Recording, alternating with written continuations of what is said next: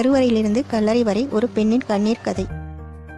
70 வருடத்துக்கு முன்பு நடந்த ஒரு நடுத்தர வர்க்கத்தின் உண்மை கதை. கணவன், மனைவி, குழந்தை மூவரும் சந்தோஷமாக வாழ்ந்து வந்தார்கள். மகனுக்கு 13 வயது இருக்கும்போது தந்தை காலமானார்.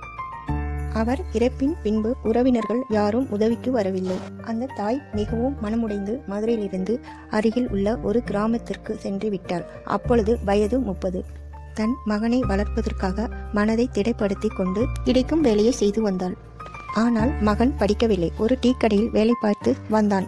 23 வயதில் திருமணம் நடந்தது. 1 வருடம் தாய், மகன், மருமகள் மூவர் அமைதியான வாழ்க்கையை வாழ்ந்து வந்தார்கள். 2 வருடத்துக்கு பிறகு ஒரு குழந்தை பிறந்தது. ஆண் குழந்தை. குழந்தை பிறந்து சில நாட்களுக்கு பிறகு வருமானம் பற்றாததால் வறுமை ஏற்பட்டது. அடுத்த வாரம் திங்கட்கிழமை கதை தொடரும்.